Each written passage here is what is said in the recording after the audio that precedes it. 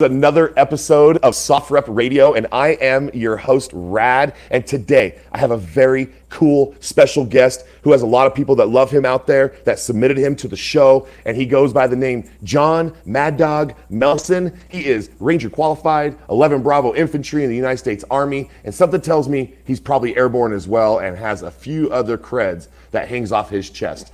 Today, I think we owe him a big, warm welcome. So welcome to the show, John.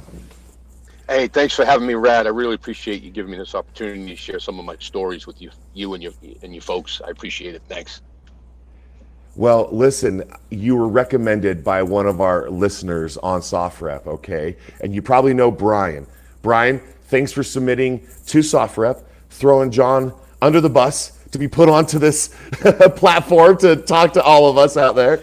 But it's stories from guys like you, John, that make SOFREP and our SOFREP radio so cool, right? It's like, here we are. You can tell your story. I know you're a Ranger. I know a Ranger qualified. I know you're sapper. I know you know how to like put some deck core together probably, or like clear it out of a field.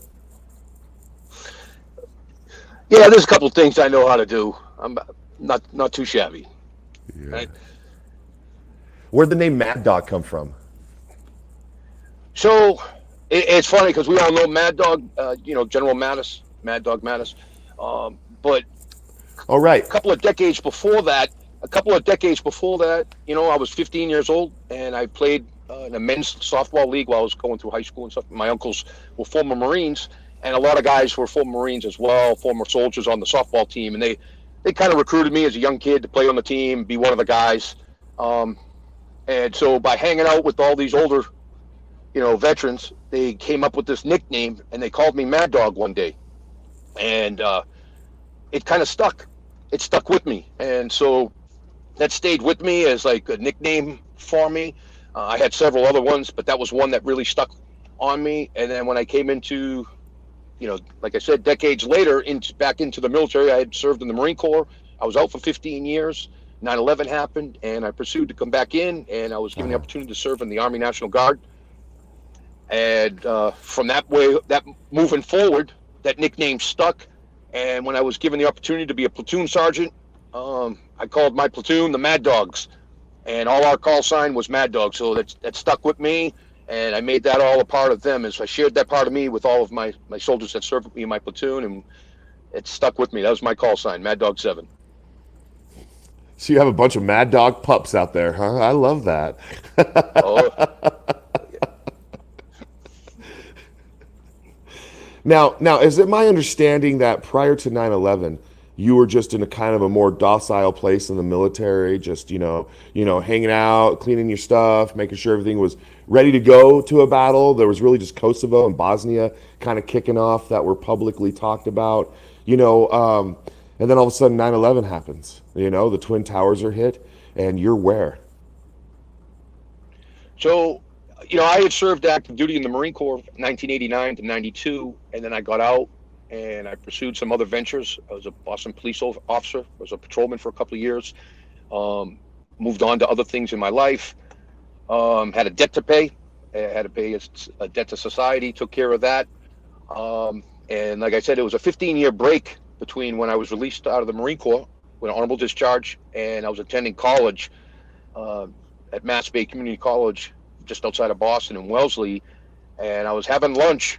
I was in the cafeteria, and I sat down to have a sandwich in between classes, and I saw on the TV screen, it showed the Twin Towers, and one was already smoking up and being damaged. And I looked over at one of the young students next to me. I was in my early 30s, and I elbowed the guy, and I was like, hey, what movie's this? I haven't seen this movie. This must be a new movie or something. And, I thought it was like a Bruce Willis action movie or something. And he looked at me and was like, right. Hey, man, what are you, an idiot? He's like, that's live news. And I was like, wait a minute. That's New York City. Someone's attacking us. And as I were watching, I saw the second plane hit. And I still couldn't accept that this was live TV. I kept thinking, there was so much doubt, like, no way, this is a Hollywood movie. Nobody's doing this right now. And then because it was State College, right, and the Flight 93 came out of Boston, so there was like fire alarms went off, announcements came over for everyone to leave the campus, go home, and I was walking out, running out to my car, not running in panic, but moving with a sense of urgency. And I was like, man, someone just came and punched us in the eye. I was like, someone's starting to fight with us. And Yeah. man, I was like, all right, well, if we're going to end up going to find the people who did this, I'm going to say the Marine Corps is probably going to be involved in this, like right up front. Till I made an effort to go right down the road, pulled right into a Marine recruiter's office, and was like, hey, I was a former Devil Dog. I served active duty until 92. Like, hey, what can we do? I want to get back in, because if we're going to war, I want to be a part of it. And I'm ready. started to go, the recruiters, they started putting me through the process. And I ended up going into MEPS, and at the medical portion, excuse me, during the medical portion, I determined I had a lump in my neck on my right side. And you couldn't see it. It was growing inwards. And they sent me out to Boston University Medical Center to have an MRI done to figure out what was wrong with me. I was at the last station to be cleared to re-enlist. And they did a CAT scan, ultrasound, and at that time those doctors came and they told me, they said, hey, you need to go see your doctor. You have a mass in your neck that's stopping the blood flow to your brain. You have a tumor. and it was about the size of a golf ball. And I was like, you gotta be kidding me. So that day I went to see my primary care doctor at the VA hospital in Boston, and was like, hey, doc, I've been complaining about this since I got out of the Marine Corps, and you kept telling me it was nothing. Now I just got disqualified for service, and they're saying I could possibly have cancer. Like, we got to look at this. He pulls me in the office, shuts the door, he starts checking on me, stethoscope. He's like, hey, you got a pulse here, but you don't have a pulse up here. Like, that is stopping the blood. And I'm like, I'm gonna have a stroke. So he put me in for a consultation. Yeah. The next day I came back in. They put a scope up through my leg. They could see the tumor, and they brought in a team of doctors. And I was about 32 or 33 at the time, and they gave me a pretty hard choice to make. They said that tumor had to come out, and it was on the carotid, so they were going to have to stop the blood flow to my brain. If I wanted to leave the tumor alone, I would be surprised if I had 5 more years left of my life. And I had just had my daughter born. I was trying to go back in the service. I'm like, you got to be kidding me. This is going to be a showstopper right now. And so the doctor's like, well, if you opt to have the surgery, there's a high risk of stroke or death, because we have to stop the blood flow to your brain to conduct the surgery. I said, well, how do we fix this? I said, well, we're going to remove the carotid, and we're going to take a vein, the saphenous vein, out of your thigh and replace it in your neck. And I was like, I'll live fine? They said, you should be okay if you survive the surgery. So I opted for that based off of my daughter just being born and the opportunity. Like, well, if this gets fixed, do you think I'll still get to get back in and put the uniform on? Like, I want to go get payback. I want to serve, right? Like, that's how we got here. You found this cancer because I tried to make the effort, right? So I went through the surgeries, 12 hours of surgery, few months of speech therapy, had to learn how to talk and swallow all over again. And I went back to the Marine recruiter, and they were like, no way. Like, the scar down my neck was bright red. They're like, we won't touch you. So my ambition and dream of serving again was crushed. And I was like, how can I go and help our country with what people just did to us? I was so driven by it. And that's right. I wanted to set that example for my daughter. Like, hey, we stand up for our country, right? And for the greater good of all of us. And so, a recruiter from the National Guard in Massachusetts used to frequent the nightclub where I worked at security at night. And he had come to me and he said, hey, I think I might be able to get around some medical stuff. They might consider you now. And I was like, come on, I was in the Marine Corps. I'd go active Army. I don't know. I don't want to be in the Guard. Like, I know what goes on. My perception of the Guard from when I was active duty wasn't a good one. So I was like, Right. And then it wore on me. It wore on me really bad, where it was like, well, you know what? I shouldn't care. As long as I get to serve and do my part, I got to do it. So he put me in for a recheck on the physical. We went through everything, and the doctor there saw I had a big tattoo down my ribs from the Marine Corps. And he's like, hey, look, I'm just a general doctor. He's like, I'm not going to deny you. He goes, I'm looking at your Marine Corps tattoo. There's something ain't right with you to go through that surgery and still want to serve in war. He's like, let's send it up to the higher echelons, people that are experts in cardiovascular, and see what they say. And about a month and a half, 2 months later, I got a random phone call from some colonel saying he's calling from the Army Surgeon General's office, and that he wanted to talk to me. And he said, son, I'm looking at your application here to serve. And do you know how lucky you are surviving that surgery? And you know we're a country at war, and you're lucky to survive that, and you still want to go to war. I'm like, yes, sir. Yes, that's what I want to do right now. And he was like, well, you've been cleared for full duty. And I was like, full duty as in a cook?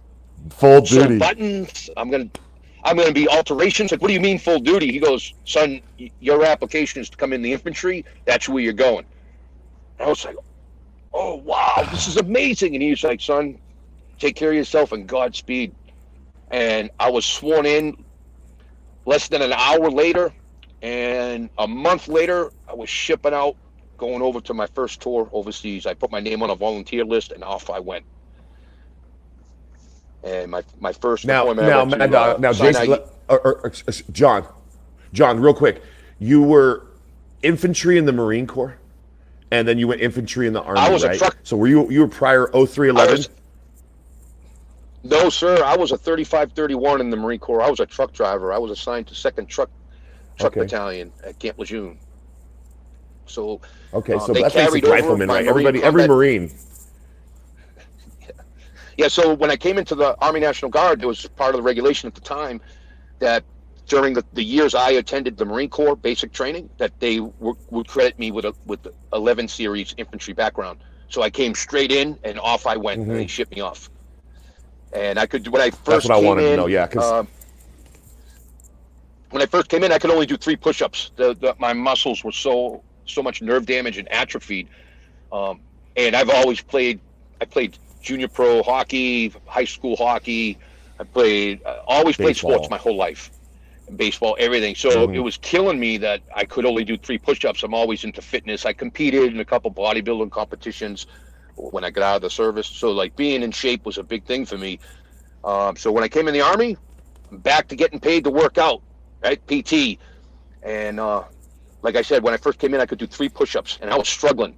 Now, I could do a few more. I could do a few more than 3 push-ups right now. yeah. Enough of what you gotta do. No, I got you.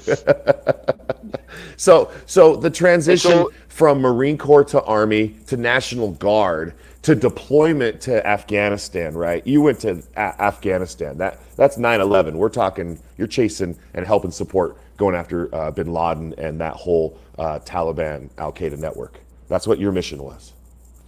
John, what you're telling me is that you got your 11 Bravo cord and infantry badge because you were a Marine and you'd already done all of that rigorous training as a Marine through boot camp. And so the Army's like, here's your, 11 Bravo. And then you get deployed over to Afghanistan, and now you're chasing down the Taliban and Al-Qaeda because we just got hit, like you said, punched in the eye on 9/11. So what's going through your mind going from the Marine to the Army? Is there a big difference right off the bat? Well, there was a big difference. The bantering was definitely still alive between the 2 services, right? So there was guys that had been active duty Army in my Guard unit that once they got word that I had served in the Marine Corps, they were, oh yeah, you Marine, leatherneck. They had, a lot of the bravado, chest pounding. Well, I'm, right. One guy had a Ranger tab. He's like, and I'll never forget that was Sergeant Camo. Sergeant Camo was like, yeah, well, I was a Ranger, Marines don't mean shit to me. And I was like, okay, well, I'm just a private first class. I'm not challenging you, Sergeant. You asked me what my background was. I told you I served in the Marine Corps. So they would razz me and ride me quite a bit. And I just took it with the territory. Like, hey, I'm in the Army. I'm an E3. I'm a PFC, private first class. I'm in my early 30s. A lot of them, and I'm getting scuffed up and talked to a certain way by like 20-year-old guys that just because they had more rank. But I respect and understand the professional environment we were in, and because they had more rank, I got to rank and file. I got to do what I'm told until I move on. And what I learned really quick about the difference between the Army and the Marine Corps, the only time I ever saw anyone in the Marine Corps wearing any kind of badges on their uniform was anybody that was like Anglico or recon, force recon guys. They'd have jump wings and scuba bubbles and stuff on their uniform. Other than that, Marines, you don't see them wearing anything. And now I'm in the Army, and they got all these badges and these tabs and patches. I'm like, man, what is all this? And guys are like, well, you go to air assault school, you get that helicopter badge. You go to airborne school, you jump out of planes, you get those jump wings. And, you go to ranger school, you're a ranger. You get that ranger tab. And I was like, oh, okay. So what does all that stuff do? And like, well, you get a lot of good Army training and opportunity to promote, and you learn more stuff on how to be more lethal and more of we joke around and we say, you become more of a badass, when the time comes, you're called on the battlefield. So I start thinking, okay, well, I want to be on the battlefield. This is why I joined. So I got to find a way to go do that kind of stuff so I can kick more ass next time I'm on the battlefield. And that's kind of like how it's been for my career. Every time I deploy, I come back, I attend some more training, and then I'm beating down walls to try and get back overseas to put that to good work. So none of the taxpayers' money to send me to Army training was ever put to waste, because I took it to work overseas every time they gave me a chance to get more training. And I think that's a really good thing. You were just full on war college. Yeah, constantly learning and learning war college. You're just like on the boots on the ground. You're basically OJT. We know that acronym, on the job training. You're just like, teach me, now I know it, go back, learn it, maybe even regurgitate it to newer people, like your Mad Dog pups. Yeah, you know what I mean? And that's what I did. 100%. I try to instill a lot of that mentality and that mindset to every soldier that's ever served with me, whether they were my peer, my superior, or those soldiers that I had the privilege to be trusted with to lead. I've tried to put that in, plant those seeds into them to become more of what they thought they could be of themselves, right? A lot of times soldiers don't pursue those type of opportunities. What I saw, because they don't think they have it in them. They look at me and they're like, oh man, you're, first sergeant, master sergeant, you're a ranger, you're a sapper, you've been to mountain, you've done airborne, you've done this, and I'm like, what's saying you can't do it? There's no cookie cutter mold. There's big rangers, short rangers, fat rangers, skinny rangers. It's all shapes and sizes, right? But it's all going to make sure you believe in yourself, and you have those people that are willing to push you as well to achieve great things. Or try, exactly. At least put yourself in the circle to try, That's right. Yeah, at least push yourself to the limits and know what your limits are, because you'll never know. And if it's whether you wanted to audition for a movie or try to go out for RIP at Ranger school, or try to get on that baseball team, if you don't put your foot forward, you'll never know. That's right. So I use an analogy. I use an analogy of Mike Tyson. Now, Mike Tyson, he probably knocked my head off, but you never know. Oh, he's dope. If I don't get in the ring, and who knows, I might get that one punch in and knocks him into next week and shock the world. But if I don't get in the ring, I'll never know if I could do that, right? So I think the juices worth the squeeze. Take the risk. Put one step forward, like you said, and go for it. Because you won't know whether or not if you make it or not if you don't try, right? And so I look at that. No, it's exactly right. No, I was just going to say, Rad, that's how I look at it. Like my cancer surgery, it was like, man, I could have settled for like a 5-year life expectancy, or I could give myself what I teach my soldiers: always give yourself a fighting chance, right? So I was like, no, let's take the risk. Let's go forward with this surgery. I might get a chance to serve again. Imagine that. What was that, 9/11? So that's 2001, and you were given 5 years or so, because if you didn't do the surgery, the tumor, but you did the surgery. So what is that, 20 years later, and you've knocked those odds out, right? And you've served 9 combat deployments. Is that right? Nine overseas. Yes, sir. Yes. 9 overseas deployments. What was the craziest deployment that just right now, that one? Well, just to correct you, my first deployment, the unit I was able to get on as a volunteer, we went to Sinai, Egypt, and we deployed to the Sinai Peninsula. And while we were there, unfortunately, we had like 2 or 3 different terrorist attacks. So a lot of people think like it was a cush mission, but we ended up dealing with those acts of terrorism while we were there. So that changed the security posture for us while we were there. I would say my craziest deployment is probably a toss-up between my '06 to '07 Afghanistan and my 11 to 12 Afghanistan. I saw a lot of contact on both of those. Geez, my '08 to '09 one was pretty bad too.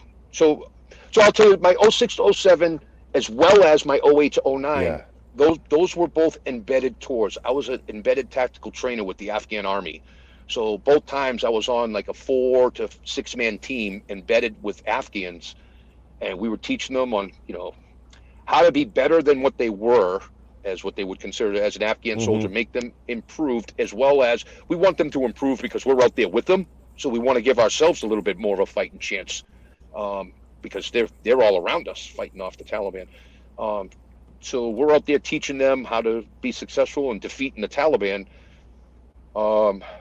'06 to '07, I was just a Sergeant E5. I had just got back from Iraq with the Mississippi Army National Guard. I was at Iskandariya in the Najaf province in Iraq. I got back and I was out processing to go back to Massachusetts. I lost my glass company while I was deployed. I owned my own glass company. It went under while I was deployed, and I was kind of in panic mode. Like, what am I going to do for work? I got my daughter, and now my son was now born. I'm like, I got to keep the pay coming in. And while I was out processing, a full bird colonel was in processing, and we both came to the same desk, and we're stutter stepping back and forth. Hey, go ahead, sir. No, Sergeant, you go ahead. And we started some small talk, and he'd asked. He asked me, he said, so where are you coming from, Sergeant? I was like, I was just getting back from Iraq. Who were you with? I was like, the first of the 155 out of the Mississippi Army National Guard. I went as a volunteer. And he's like, oh, saw the casualty reports. They had a rough time. I was, yeah, we lost some good soldiers, some real good soldiers. And he said, well, I got an opportunity for you. Would you be interested in taking that combat experience and be a part of my team and be embedded with the Afghan Army for a year in Afghanistan? So right away, I was like, wow, now I get to go to Afghanistan. I get to take my combat experience. I fought insurgents in Iraq. Now I can fight Taliban and see if they got the stuff. Because the insurgents in Iraq, right? I wasn't impressed, but they're crafty, right? And so I was thinking of the Taliban. I'm like, all right, let's go see what the Taliban got to mix up with, right? I'm going to get a little bit of everything. And he told me the mission. He's like, you're going to be embedded, like a 4 or 5 man team embedded with, like 100 Afghans, and you're going to be teaching them how to defeat the Taliban. And I was like, I'm just a Sergeant E5, but I'm in my mid-30s at this point, but young in the Army. I'm like, you're going to put a sergeant out there teaching over like 100 Afghans? I'm like, oh, this is amazing. What a great opportunity. I'm going to teach them how to fight the Mad Dog way and beat the Taliban. I'm with it, sir. Let's do it. And so on that deployment, there was I got wounded a couple times that deployment, and we had what kind of a wound did you get? What was the wound? What caused the wound? So we were attached. I was on a 4-man team, and we were attached to a team out of 3rd Special Forces Group, and we had a weapons company from the Afghan Army. It was about 120, 110 Afghans, and we were tasked with training them and teaching them. Then we provided support for the operational detachment Alpha team from 3rd Special Forces Group. And we went up into the Deshapan Valley. We were in Zabul province, and we were operating out of Fob Lane. And we set up a blocking position around a known village that was a Taliban stronghold. So we kind of triangulated outside different strong points. And there was 2 sections from an infantry company that came out and assisted. They took one section of the valley. The Special Forces team went across the other side of the valley, and my team, the 4 of us, we staged with just 2 Humvees, 4 American packs, and which are 4 Americans, and then like 110, 120 Afghans. We staged another blocking position. Well, I guess throughout the night when we got established, the Taliban just evaluate and figure out who would be the easier target out of the 3. And just as sunrise came, they picked us, and it was probably 5 or 6 different RPG gunners at different locations on a ridge line, shooting down on us, shooting at us like we were in the bottom of a fishbowl. And I was laying on the ground when it initiated. I was behind the Humvee, sleeping on the ground.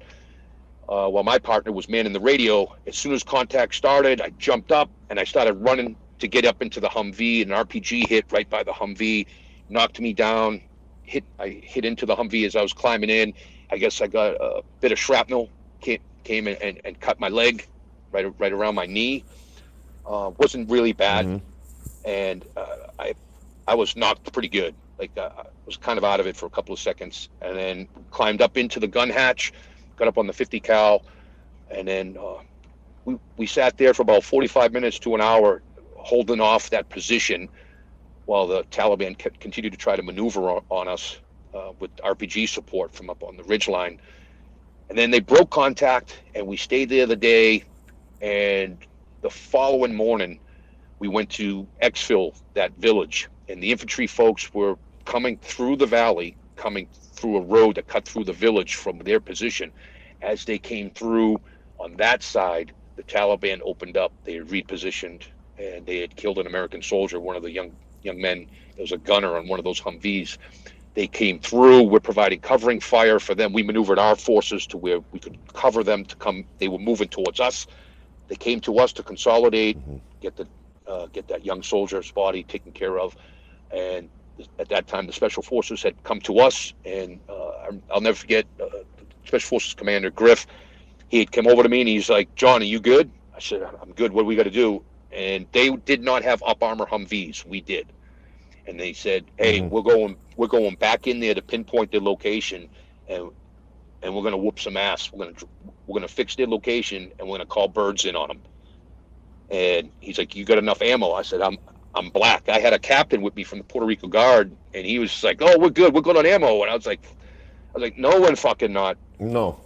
I got No. one can. I have one can of ammo left. We are black on ammo. That's and not- Captain Griff was like, "No problem. I got ammo for you." And they loaded me up with, a couple thousand rounds of 50 cal Ammo.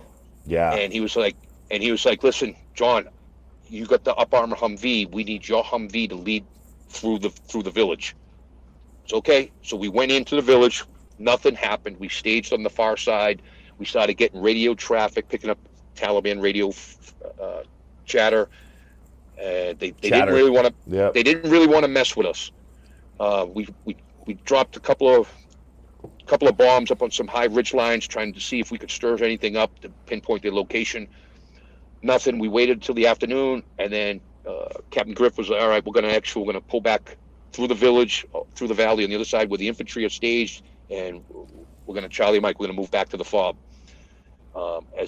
As we began movement into the village,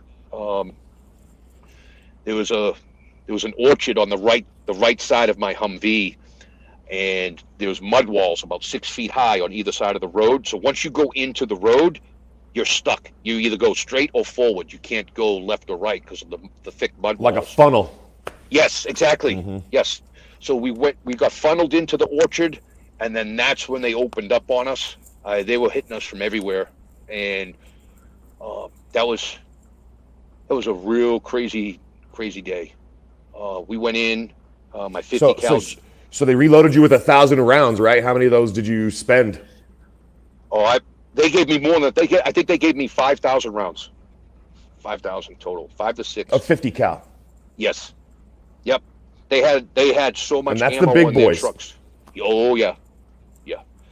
And so I was the 50 cal gunner on the lead Humvee. We were getting hit with small arms fire. The A&A, they jumped out of their pickup trucks, left their pickup trucks in the road, so we were stuck, and they were all jumping over the walls to get away from the Taliban. Because A&A is Afghan National Army, and you're working with them, right? I'm just trying to break some acronyms down because, I know you know so much, and like Charlie Mike means like contact to movement to the FOB, right? You guys are moving back to the forward operating base, expecting maybe some contact while you move, correct? It's Charlie Mike. Yes. And so I'm just trying to break down for my listener so that they know, oh, okay, A&A. What is an A&A? It's an Afghan National Army. The guys that are working with us, supposedly, and with you, but they don't want to be killed. So they're like, they'll probably scatter.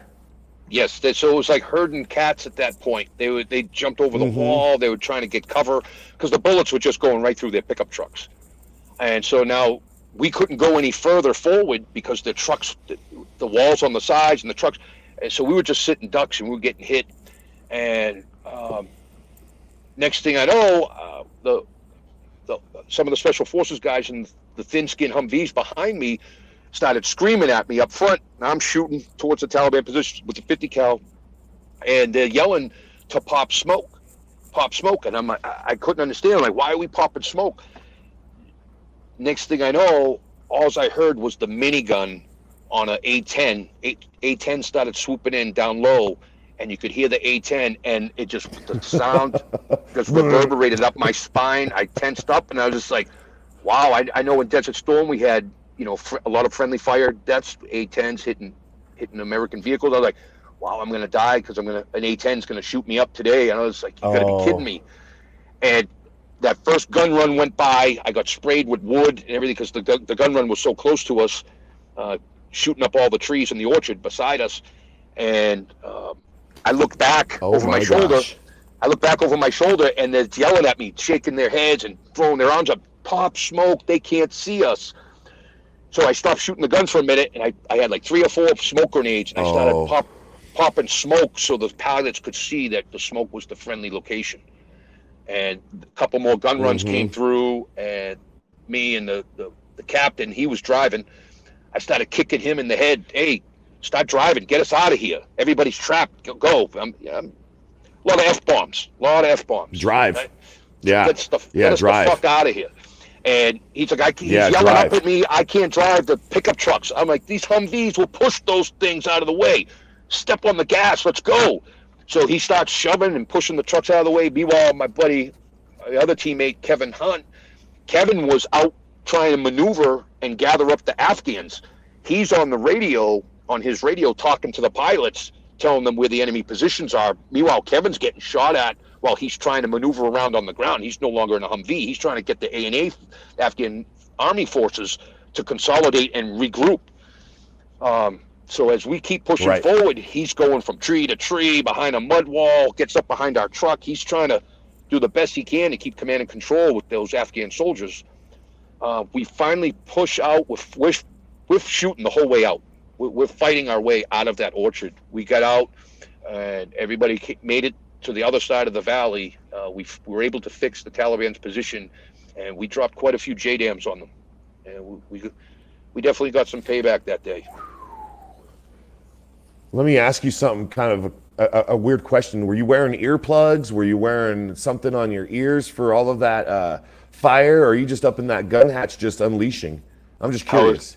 No, I didn't have any ear protection in. I know it's what's recommended, right? But it's a tough thing. I'm just asking. Yeah, just as a. Yeah, it's a tough thing because you muffle so much sound, you start to lose some situational awareness as well. But yeah, it was loud. It was real loud. It was very chaotic, and all I could think about as I'm looking back at my buddies, they were my buddies, the guys on the ODA team, the Special Force guys. We all lived together. We were training together, working, and all I kept thinking about, these poor bastards. They're in open Humvees. I'm the only one like in an up armor Humvee. Like, I gotta fight till there's nothing left in me, so those guys can get out of here. Yeah. It was badass, bro. That was a hectic day. Just straight. I just imagine the A-10s cruising through the orchard, just blowing everything apart, bro. And you're just like, why are they yelling at me to pop smoke? And you're like, oh shit, I should pop smoke. Let's pop smoke, because you said it yourself. You don't want to get A-10 today. Yeah, so it was my buddy. And A-10, for my listener, is the aircraft that flies low with like it flies super low, like 100 feet off the ground, just obliterating everything in its path with a gun, a minigun. Yeah, for an infantry soldier, they're a dream come true when they come in to support you. You are pumped when they come in. They got a great whistling sound to them. Oh, they love you too. They want to. They love you. I got a friend who's a pilot, and he's like, what's it like down there? And they're like, what's it like up there? It's always this backwards, did I help you? Did I do what did I get you? Did I help you? Like my A-10 pilot I talked to up at my job by Hill Air Force Base, he's always like, my goal is to go back and find them and see if I did what they wanted. That's awesome, bro. I'm sure you do when you see arms cheering in the air. That's like, okay. Right? So my buddy that was on the truck behind me, my buddy was Jay Ox. He's not with us any longer. He had a bad motorcycle wreck a few years back. But Jay, he was the one yelling at me, telling me to pop smoke. And when I turned around and looked at him, was like, I'm fucking shooting the gun, right? Like, why do I'm going to stop shooting the gun to pop smoke? And he starts yelling, they can't see us. And I was, okay, yeah, I get it now. Yeah, these smoke grenades are getting popped. 100%. And did it matter what color they were, or were you just popping? What color were they? What color were the smoke grenades? Were they like purple, blue, yellow, red? What are you popping? Red. White? I had red ones all staged. I already had them staged in pouches up in my turret. Because the red means something specific, right? Well, normally, we try and color code things. Normally, if you're using red, you would try and establish standard operating procedure, an SOP. Like red would mean a casualty, right? But we don't want to dictate really what color smoke we're going to use, because then the enemy knows what our signal is. So when we're trying to more so just to identify, so the pilots can see who we are, we'll pop smoke and wait for the pilot to identify, because I may pop purple smoke and the pilot says, I see white smoke. All right, well, that ain't me. But if they said we got eyes on, we got confirmation of purple smoke, like that's us, right? So right, because the enemy could pop smoke the same color. If you're like, yeah, we're popping red, next thing you know, everywhere on the hillside, it's all pop, pop, pop, pop, red smoke. You're like, wait a second here. Yeah. Yeah. You tell me what color you see. Oh, okay. You see orange smoke? That's me. Right? That's right. That makes total sense. Thanks for explaining that. It's just the little things that are intriguing about, such a big operation. I mean, like, what are you wearing for hearing protection? What color of smoke is being popped? I bet the smell was just so crazy, huh? Yeah, everything, your whole senses, bro. You could smell all the burning smoke from the grenade. You could smell all the gunpowder from the 50 cal rounds. I had that gun rocking. I wanted to, if you were Taliban, I wanted to send you to meet your maker. Oh yeah, was there like a team that goes in? Was it your team or another team that goes in and assesses the situation after you get done? You're like, hey, this is the sit rep. This is what we dealt with, and they're like, okay, we're going to send a team in to go and clear out and just casualty count. Is that something that goes down or what? Well, a lot of times we try and BDA, battle damage assessment. But where we had our American casualties already accounted for and transporting them with us, there was no reason for us to stick around. A lot of times we've determined how many enemy casualties or deaths were because we're monitoring enemy radio traffic and enemy comms, and human intel will tell us someone's missing. Well, he's missing because we probably smoked him, right? Or we're not getting shot at from that same spot anymore. Yeah, it's like we're gonna assume that guy's gone. So yes, wow. And that was 06, 07, huh? And that was just one. We had about 4 or 5 more just in a period of like 3 months like that.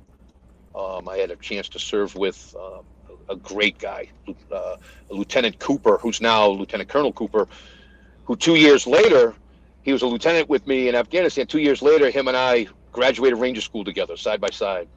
And that happened by accident. We both just showed up in the same Ranger class. He's had an outstanding career as well. We had some good firefights that we shared together, and that was the 06 one. But then, I think one of the really stressful ones for me was because I was in senior leadership. I wasn't the guy so much down in the fight like those times. I had a platoon, 45 guys out of the Massachusetts National Guard. We had deployed in 2011 to 2012 to Kunar, Afghanistan. And there's been quite a bit of stories out, published out there about, we had an observation post above Fob Wright called OP Nevada, Observation Post Nevada. And it was manned by one squad at a time. So we had 4 squads, 9 to 10 soldiers per squad, and they would go up and live on the top of the mountain, watching over Fob Wright and watching over Fob Joyce, which was manned by 25th Infantry Division. on the other side in the Ganjagal Valley. And Ganjagal is pretty well known, like Captain Swenson and Dakota Meyer received Medals of Honor from Taliban fighting they had in Ganjagal Valley. So Ganjagal is known to be very, very much a Taliban stronghold. Yes.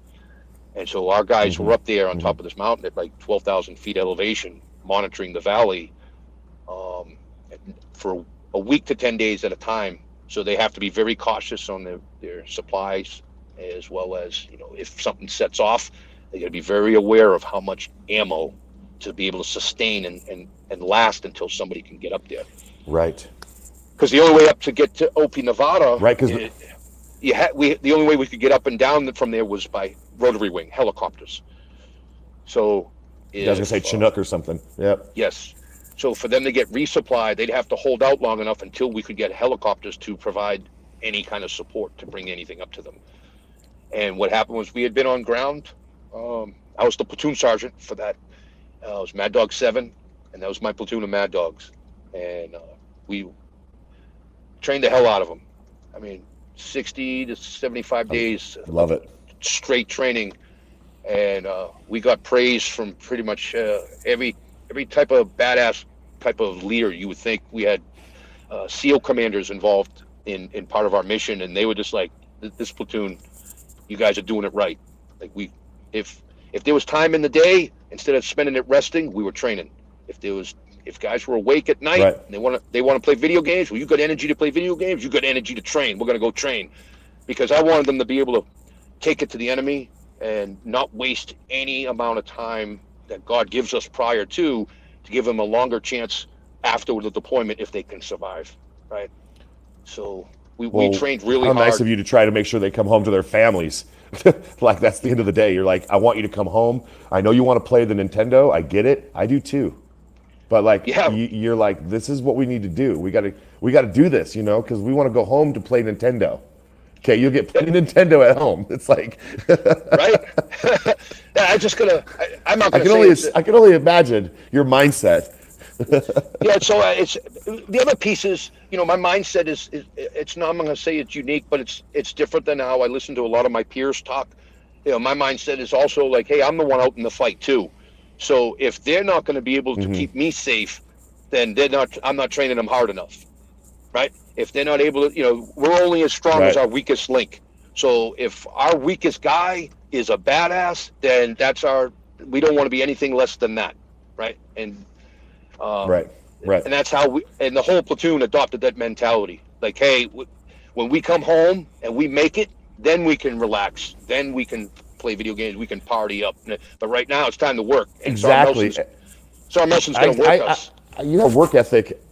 Yeah, you have a work ethic of like of a baseball player, of a team sport individual. You're like, let's all be on the same team. Let's all do the same. You have a position to play. I'm the coach. This is my position on the team. This is what you're going to do as a shortstop. This is what you're going to do as a center field. Don't argue with the umpires. Let the coaches argue with the umpires. All this type of thing is what I get from you, like a coach, like a vibe. And as a baseball player myself, when I do war games out in the desert here in Utah, I bring that same mindset with my crews. It's like, hey, you play your position, you're swinging off the left, you're moving on the flank, and when I whistle, come back. Okay? Yep. It's really, and over and over and over again, it seems repetitive, but when you're doing war games with us, we work with guys like yourself, who get out and want to keep kind of having a good time and running and gunning with people. So airsoft war games have really helped a lot of veterans and those who never got to serve a chance to do something next to a guy like yourself who might be playing airsoft war games with them. It's just a interesting decompression tool that I like to pitch out there all the time. And that's what I'm all about, right? That's how I wound up here at SOFREP. And it's because today's airsofters is tomorrow's you. If they get a chance to join. And I know some dudes with no hair. They could probably do just fine. Yeah, it's just I was hoping I could plant some seeds in these young guys. I mean, I figured, I was a dad, and I would think like, hey, if my son and daughter were being sent off to war, would I want their leadership to be nice to them so they would get along? Would I want their leadership to be soft on them? Is that how I would want my kids trained and prepared for war after I know what takes place in war? And I was like, nope, So a lot of those kids in that platoon, I'd be able to look at their mom and dad, their grandparents, their wives and kids, and look them in the face and know there's no guilt in me.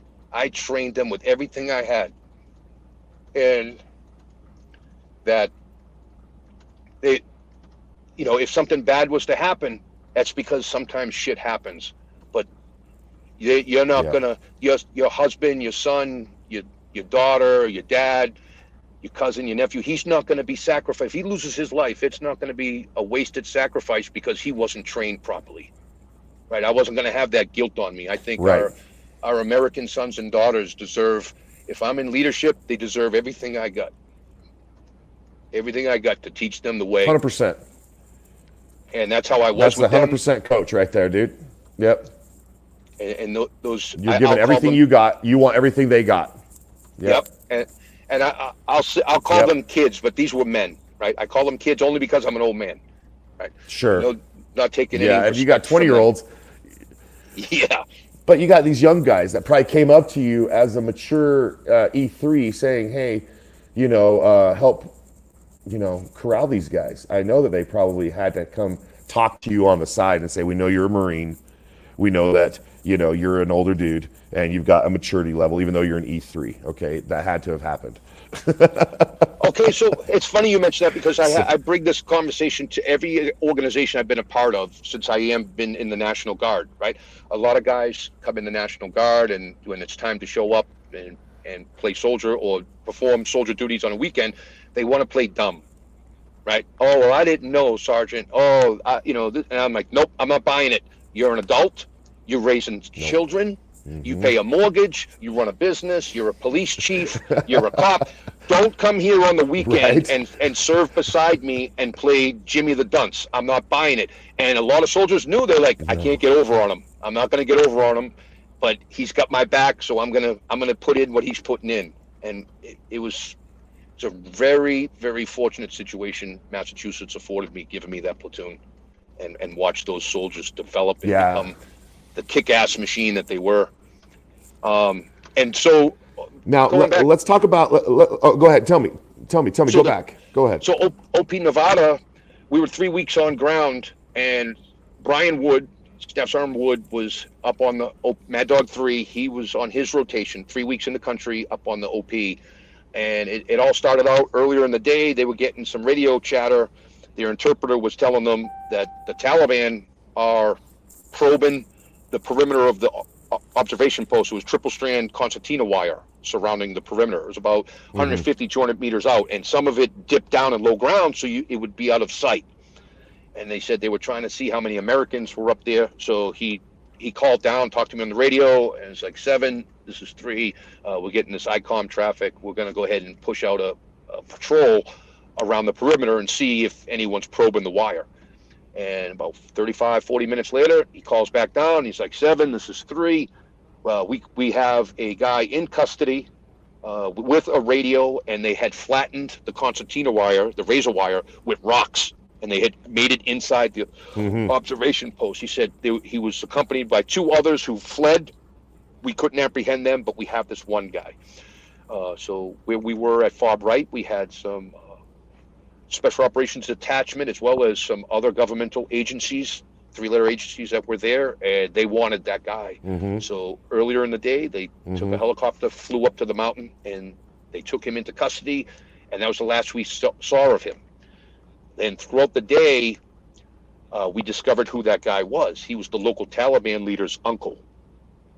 And the radio traffic started picking up that the Taliban leader had found out that the Americans on top of the mountain had captured his uncle, and he was gathering his folks, getting all his Taliban boys together, and was telling them they're going to fight to the death to get him back. All throughout the day, there was just more and more updates. More Taliban were coming into the valley to assault the mountaintop. And, me and Brian talking back and forth. It's like, hey, watch your 6, make sure things are tight up there, keep pushing down the situational reports to us, and when we find out anything, we'll push it up to you. Goes into nightfall, and the Taliban initiated an attack. They started hitting the observation post. There's only 9 Americans up there. Started hitting them with RPGs, some mortar fire. small arms. Then they would break contact and try and flank from a different position. And they just kept lobbing RPGs from wherever they were at the OP. And we're about, as the crow flies, probably a straight mile from our fob to where the observation post, as just a straight mile. However, because of the terrain, it was probably about 6, maybe 8 clicks away, 8 kilometers. And like I said, that was at like 12,000 elevation. So there was no way to get up there. So we're watching from outside our Tactical Operations Center, and we could see the firefight going, the rounds and the explosions going back and forth, back and forth. And this went on back and forth. They break contact, initiate contact. It went on for almost about 8 to 9 hours. And we had, at far right, we had a Navy commander and a civil affairs detachment, a small element of special forces detachment, and then the contractors from the other government agencies. And so, we're trying to work up an issue to go ahead and send a QRF, a quick reaction force. The Navy commander was dead set against it. He's like, nope, we're not sending anyone up there. Brian's calling down on the official radio frequency. Hey, are we sending help? We need help up here. We're getting low on ammo. The Navy commander transmitted a message to them. We're not sending anyone up. So I run down to my platoon room. And I call the OP on the official frequency, and I tell them to switch over to our platoon internal frequency so we could talk more personal, right? And free up the main radio waves. So Brian gets on. I was like, 3, this is 7. What's going on? And he's like, hey, John. Brian had served on a previous deployment with me. Several guys in that platoon had been on multiple deployments with me. He had just been married, had a baby, and he was like, John, I don't know. Yep. He's like, I don't know if I'm going to make it through the night, man. We're getting really low on ammo, and they're not stopping. They keep coming. And I was like, Brian, I got you. I'm coming. He's like, they just said they're not sending help. I said, I know, man. I'm working it. Listen, slow down your rates of fire. Pick your shots, right? Control your guys. I'm coming. He's like, John, am I going to die up here? I was like, I'm coming. Just know I'm coming. And there was a lot of tense moments in the operations center. The Navy commander, he did not. I don't know if he didn't want to risk his career or he was just out of experience to doing such a thing. He couldn't fathom sending up any soldiers up there to assist. And again, the only way we could get up there is by helicopter. So he called over to Fob Joyce and contacted 25th Infantry Division and asked them if they could send soldiers and support elements up there. 25th had declined because they were not aware that there was Americans on top of the mountain. They said, we're not tracking any U.S. footprint up there. They thought it was Afghan soldiers being overrun. Then it was more pressure on the Navy commander. Sir, we got to do something. Those are our guys. And he was like, well, way I see it, those soldiers, they're doing their job. They get paid to die. And I stormed out of the operations center, and I slammed the door, and I broke a couple of the hinges, and then oh my gosh, the civil affairs commander and the sergeant major came out and was talking to me. He was like, hey, Sergeant Melson, let's get a breath of air. And meanwhile, we're outside talking, and you could still see the battle going across the valley. And correct. He's like, I know, right? They're like those are your boys up there. We're gonna try and get you up there. We gotta work with the commander. Just let's get our thoughts together. Let's. And meanwhile, now all my platoon is standing outside watching, anxious. Those are their buddies across the valley, maybe not making it through the night. Like, Sergeant Melson, what do we do? Right. And I handpicked. I was like, guys, I'm working a quick reaction force. I want this person, and I need body bags filled with these supplies as speedballs. So when we get the go, we're ready to roll. Get the stuff, make it happen now, and stage and get ready. Stage right out here.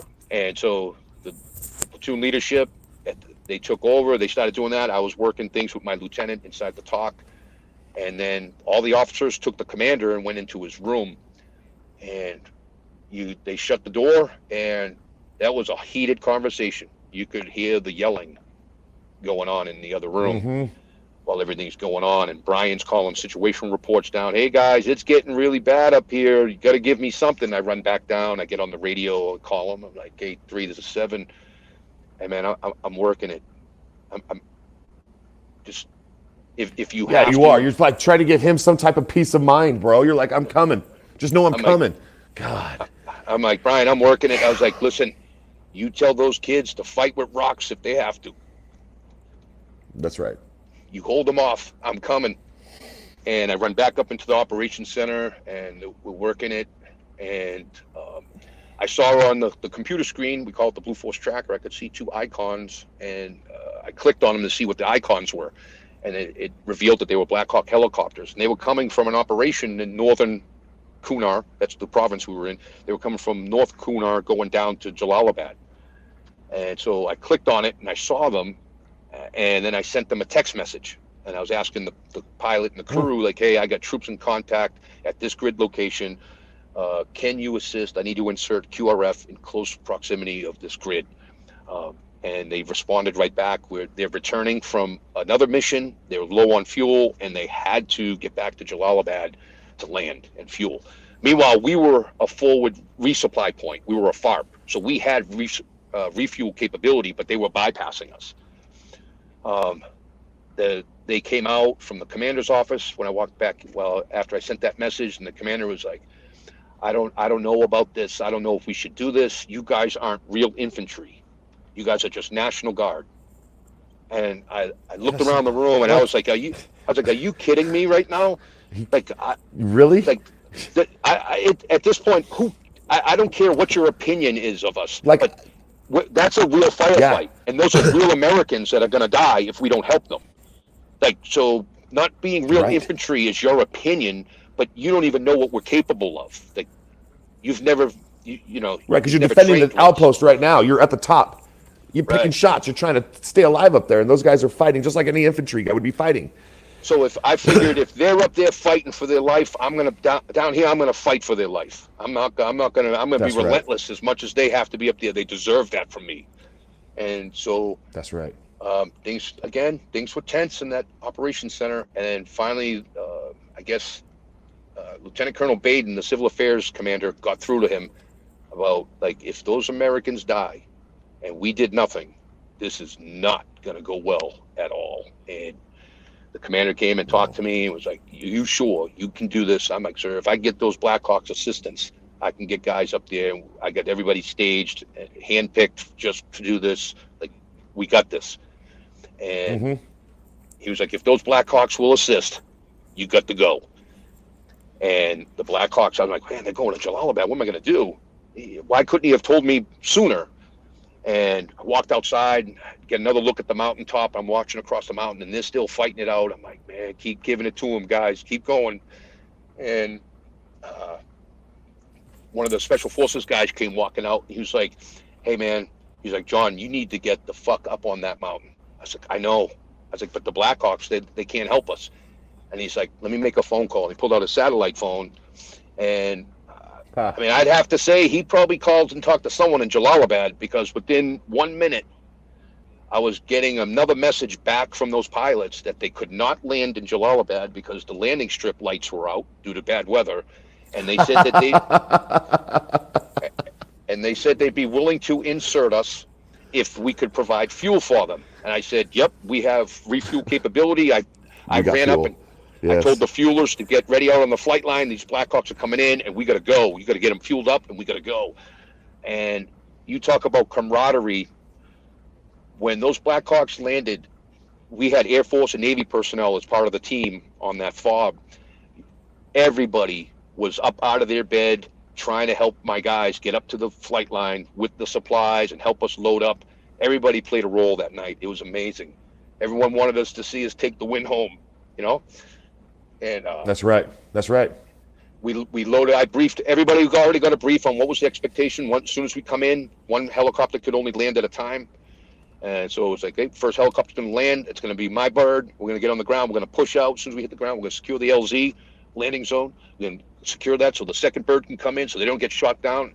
And then we're going to exfil. We're going to go ahead and provide those guys what they need to get through the night up in that OP.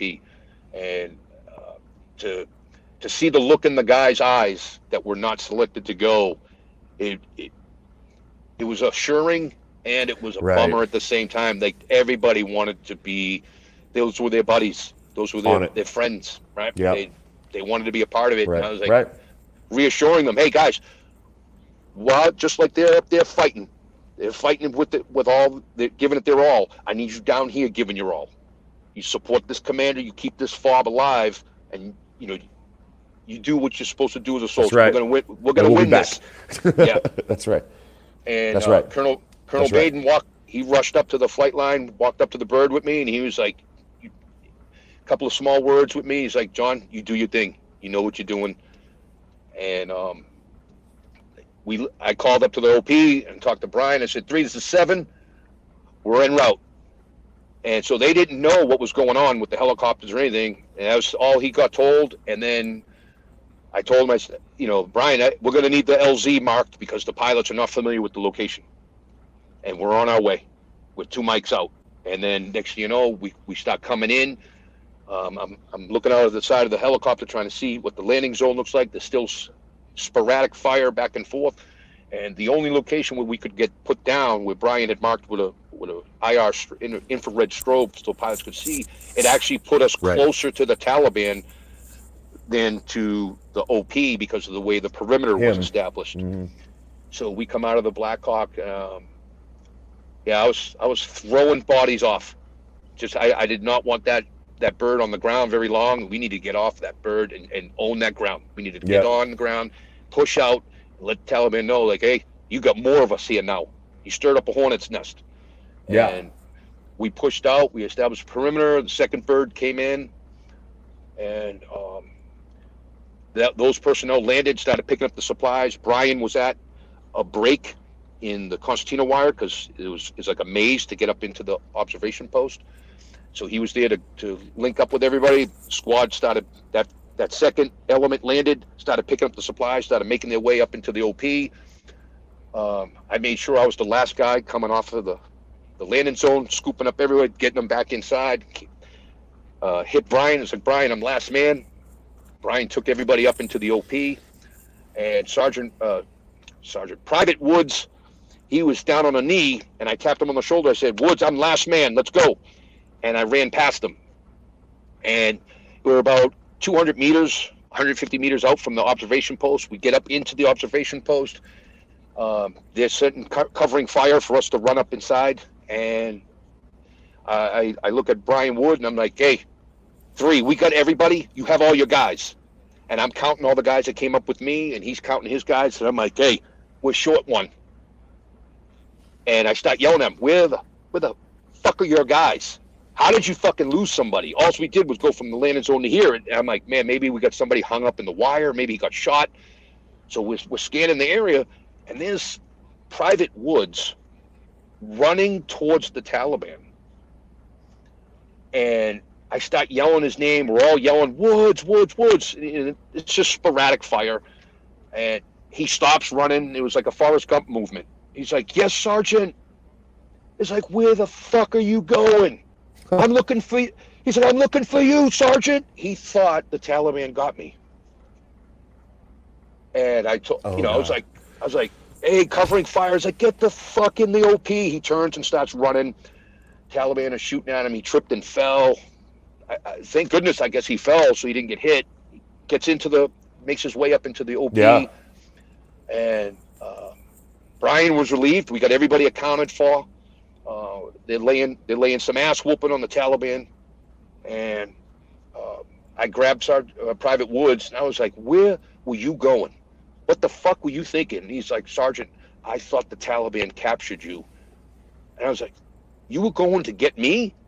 That's what I thought. And he's a young guy, so he may have in the fog of war, he may have been confused. And I was like, "You were going to get me?" And I threw him down on a pile of ammo cans and sat him down. I didn't want nothing to happen to him. He's a good kid. I was like, I can't believe this kid. And I was like, you sit here and don't you move again. Don't you move. And the Taliban broke contact, and then I gave all my guys a bunch of crap, right? So everyone would make jokes that Woods was like like a little slow. He was, not as sharp. He wasn't the sharpest tool on the shelf, right? But he had a heart of gold. That guy, that young guy, he had a heart of gold. And so guys kind of giving him crap, Woods, you dumbass, where were you going? He's like, I thought they had Sergeant Melson, and and I started giving everyone a hard time. I was like, you bunch of assholes, you gonna have Woods save me while the rest of you stayed up here safe in the OP. I'm like, Exactly. You bunch of assholes, right? And what are you doing? We made it through the night, right? So we could all laugh about it. Right? I was trying to make jest of the whole incident, but he'll always be special to me. Yeah. That's super. What a sweet moment in a shitty situation, and what a badass move you did by getting those Black Hawks, texting them. You're like looking at Blue Falcon Tracker. You're like, hey, or Blue Falcon Tracker. There needs to be one of those too. Yeah. Blue Tracker. Just like, we got a Blue Falcon coming near us. No, but I'm just taken back by you. Okay, I'm really just at a loss. I'm really intrigued by everything you just told me, and I'm pretty sure my listener has just also thought the same thing. Like, bro, do you have a book? Is there something that you put out there? Is there somebody out there that wants to make you into a movie? That's listening to the show. Is there an advertiser out there that wants to hook you up with some type of, glass company warehouse so you can start your business over again?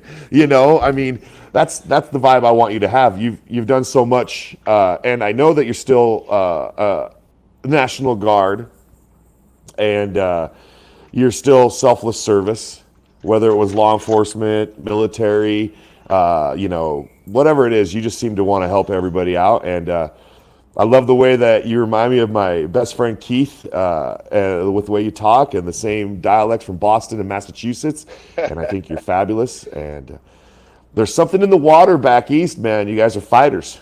Okay, there's just something about it. You probably have big hands. You probably have a really nice heart, and you're a fighter. And here you are, dude. And I'm super proud to have had you on SOFREP Radio today. And your buddy Brian, I don't think it's the same Brian from the OP, is it? From the outpost that we're talking about? This Brian. No, that Brian that talked to you, Brian he served. Yeah. He deployed me 18 to 19. Well, he was part of that. But, I see. Medical issues, he didn't get to deploy with us. I see. But he is a part of that, and he's who recommended you get on the show. And Brian, I'm just giving you a shout out, bro, because thanks for listening to SOFREP and, giving us a chance. And we really appreciate the listenership, dude, and the viewership. And having you on, John, has just been a great thrill and an exciting time. We're no longer strangers, okay? Yeah. And I do have stories I could tell you one day if we ever sit down and cheers a glass of water or your favorite beverage. But do you have any websites? Do you have any websites or anything that you want to throw out there that you want people to check out? Or do you have a book? Have you written a book? So, no, I've talked to several people about a book. I just haven't made the leap. I don't know. It'd be nice to, if it could inspire people to never quit. Don't ever give up. Right? Correct. Give yourself a fighting chance. Get in the ring with Mike Tyson because you never know. You might win. Right? That's the title of your book. Get in the ring with Mike Tyson because you never know. There's your book title. But I have a friend of high school friend of mine, Mark Renahan. He has a podcast that we do once a week, where we talk to some other veterans and other people that have had struggles to share how they got through it. They show their resiliency. And the name of the podcast is Guts and Grit. And I met a wonderful young woman a few months ago. She was referred to me, like Brian referred me to you. She was referred to me by a soldier I had deployed with, Dominic Mancuso, and he put me in touch with Jessica Ainsworth. And Jessica Ainsworth has a book that's releasing August 31st. It's each chapter is like voices from the battlefield of Afghanistan. The title of the book is called At What Cost? And it's the voices of soldiers. What did war cost you from your experience and what you saw 100%. And went through? And so that book comes out August 31st, and she asked me after interviewing me, and she wrote a chapter one chapter is on me, and so I contributed to that, and I also got to contribute by writing the foreword for her book as well. Oh, okay. Say the name of the book again. At What Cost? It is available on Amazon. At what pre-order cost? right now. Yes, sir. At What Cost? And it covers John's story, some of his story, and he writes the foreword. And our listeners, we're all about sharing it. So check out Guts and Grit, his podcast that he drops weekly. Make sure you like it and always reply to our podcast. Give us some feedback. His too. We like to know. And then, boy, you know what? I'm sure there's other stories with 9 deployments, and I will keep you on my Rolodex, if you will, of contacts, and would love to have you back on the show as like a reoccurring guest. I say it often to people who are very intriguing to me. So you have other stories, and if you feel like opening them up and saying, hey, Rad, do you have a moment for a show? We can throw you on at any time. So when you're comfortable talking about it, I'm totally open to talking about it. Oh, that's awesome, Rad. I appreciate the invite, brother. I really do. Thanks for having me on today. Yeah. And I just want to thank you for being a part of SOFREP Radio. And I also want to just mention out there, if you're an advertiser or you're somebody that's looking to sponsor my show at SOFREP.com, just reach out to us through SOFREP.com's contact us. And we'd love to talk with you and see if we can get you plugged into the show and go from there. So I really appreciate having John Mad Dog Melson on the show today. If you're ever in Utah, John, come hit me up and we'll go snowboarding, okay? Awesome. I'll take you out. We'll go snowboarding anytime. Skiing, snowboarding. Yeah, dude. Okay, well, this will be everywhere that you can enjoy it, and enjoy it on SOFREP.com. And I'm going to say thanks again to John. And this is Rad saying peace.